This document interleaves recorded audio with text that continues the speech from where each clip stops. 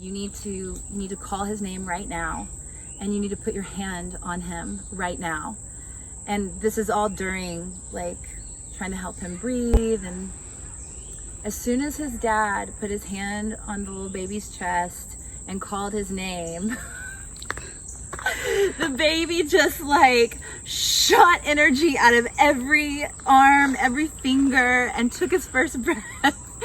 That one was pretty amazing. My name's Brooke Prudhomme. I am a certified professional midwife working in Memphis, Tennessee. When I lived in New Jersey, I was an artist. I did restorative art, so I worked with artifacts, for really old furniture that needed to be restored, and sometimes even like bone or books, things like that needed restoration. I had a whole different life before I started studying midwifery. I started studying midwifery in 2010.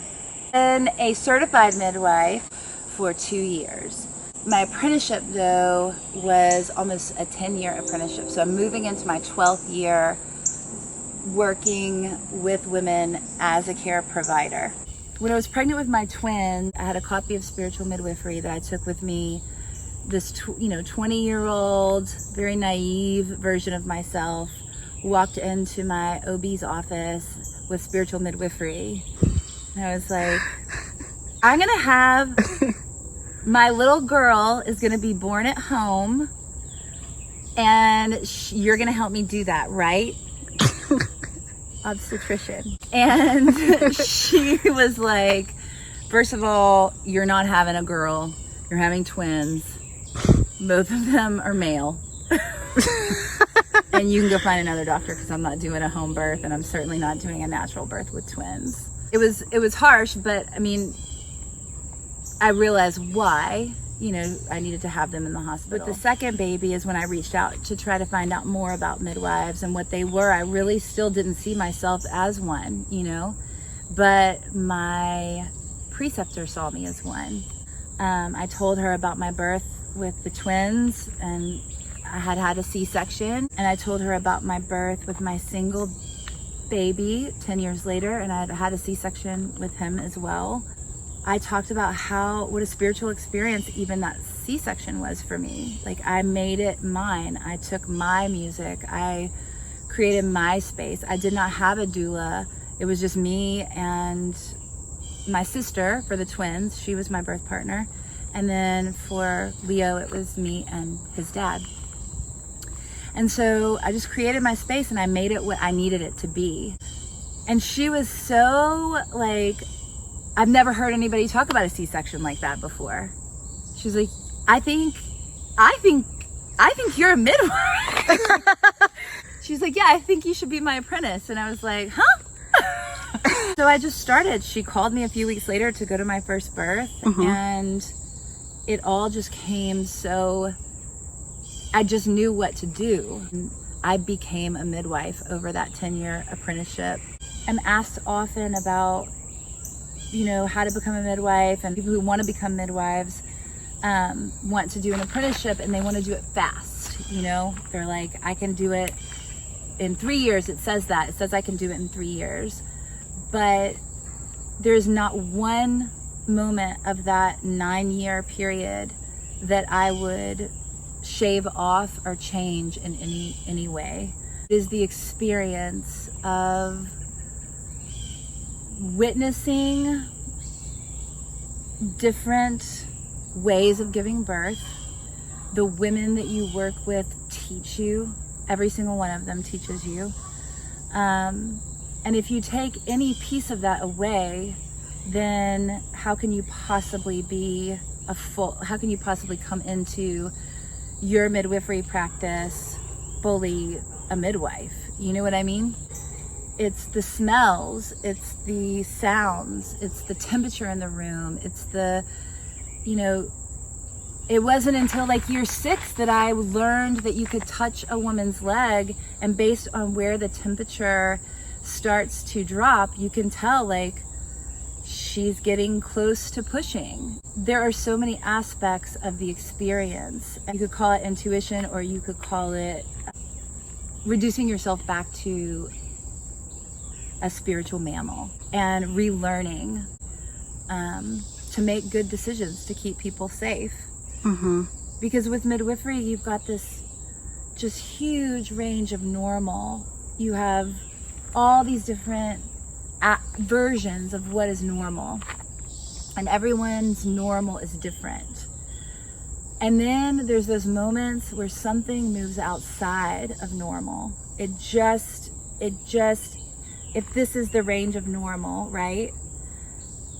Something just moves just right to the other side of this range of normal, and it is, you know it, you feel it, you hear it, you smell it, you just like it, you understand this is not normal anymore.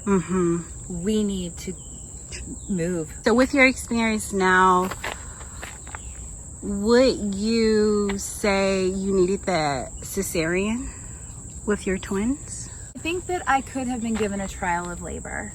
I think that we could have waited. Well, there were so many factors, right? I was told that the first twin was not head down, but I was never shown that. I was never shown an ultrasound, right? It felt like it was just, I didn't have enough confidence and trust in my own knowledge, right? And it wasn't being explained to me. So I walked away from the experience, and 21 years later, I will sometimes wake up in the morning and I will think to myself, like, that didn't have to happen. She didn't have to do that. You know, like I could have tried, you know, I could have tried. You know, that's what midwifery is about. It's about being the least invasive for as long as possible, so that women can learn about their bodies, they can learn about how strong they are, they can involve their partners in the decision making. You know, I mean, that's to me what midwifery is about. Like, I love science, I love the magic of the body, but I do believe that there's a spark there that we just will never be able to get to with a microscope or a scalpel, you know? Of course. So the first one was a client who, her baby kept, towards the end of her pregnancy, her baby kept moving into weird positions. So the baby kept turning transverse, and then head down, and then breech, and then head down. And we had decided that we were going to do a Castor Oil Induction. The baby was head down and engaged, and we had decided, okay, let's just go ahead and get this baby out while it's in a head down position. And again, you know, we were collaborating with our collaborative OB, so we were checking in and making sure that it was still safe, and he gave us the go-ahead. So we were going to do this Casserole Induction, and I woke up that morning and got a text that she had the castor oil, and you know, it would be a long day of waiting for the contractions to get going. And I fell back, that was around 4 o'clock in the morning. I fell back asleep, and while I was asleep, I had this dream. The dream centered around my little sister. I had a little sister that passed away from a head injury when I was about 8 years old, and she was 2. And I was in the house where this accident occurred that caused my sister to pass away. And I had this baby in my hand. There was a huge party. I knew everybody at the party. And I had this baby in my hand, and the baby was struggling. And I was running through the house trying to figure out who belonged to this baby. And I was asking everyone, like, is this your baby? Is this your baby? And I came into this like laundry room, which was the laundry room in the house where this accident had happened when I was a little girl. And there was this couple standing there, and they were dressed like they were going to a funeral. And I held the baby, and I was like, is this your baby? I was frantic. And she was like, yes, we've been looking for the baby everywhere.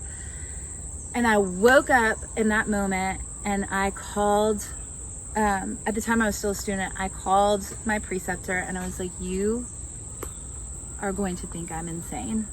This is a dream. It doesn't mean anything. I can't prove anything. I am begging you, please, let's take her to the hospital. And I told her about the dream and she said, okay, take her to the hospital. So we transferred to the hospital, and every single moment of that labor, it was like, I'm wrong. She could have done this at home. This would have been fine. And then all of a sudden it was not fine anymore. And the cord had prolapsed through the cervix before the baby, right? So that means that the cervix is open. There's a cord between the baby and the cervix, and that cord falls through the cervix. So blood flow to the baby is restricted, and you have to get the baby out, and you have to get the baby out very quickly. So if we had been at home, right, we could have transferred. There's all these things that you do to keep the mom and the baby safe, but we were in the right place for that to have happened. Baby that was born not too long ago, and the baby was having a hard time. So these are 2 births out of almost 400, right? Just because they're both stories of something not going perfectly. So this baby was born, and he was having a really hard time like coming into his body. He was attached to the cord, so we knew he was oxygenated. He had a great heart tones, but he just was not wanting to like take his first breath. So we had to do a little bit of a resuscitation, and he was still just not like, he's like, I'm not sure I even want to be here. You know, I'm kind of having fun. Like, I'm kind of having fun out here in the heavens. Just like, do I really have to come into my body in the time of COVID? So I was my adrenaline was starting to flood my body. And I said to his dad, I was like, what is his name? And he said his name. I said, you need to call his name right now. And you need to put your hand on him right now. And this is all during like trying to help him breathe. And as soon as his dad put his hand on the little baby's chest and called his name, the baby just like shot energy out of every arm, every finger, and took his first breath. And was just there. He was just there. And that one was pretty amazing. That baby doesn't know me. That baby doesn't know anybody in that room other than its parents, you know? They need to call his name, you know, not me. So it's holistic. Everybody's involved in the process, right? And then the other 398 births have been La La Land beautiful. There's a birth center in Portland, Oregon that I visited recently called Andaluz, and it's just this magnificent place, especially for midwives, it seems. And they have this amazing schedule that allows their midwives to be on call for 3 months at a time, and then close their computer, walk out of the building, and not come back for a whole month. So they have like a 3-month on call and a 1-month off call. And you know, that's really hard to do in a very small practice, but with what they have put into place and what they have built, it happens to be, I think, the oldest birth center in the country. They've just mastered it. It seems like from the outside, just looking in, that those midwives seem to be a little bit less likely to completely burn out. I have a practice with my preceptor, the woman who trained me to be a midwife, Amy. Amy and I work together, and together we figured it out mathematically. We have 37 years of midwife wisdom.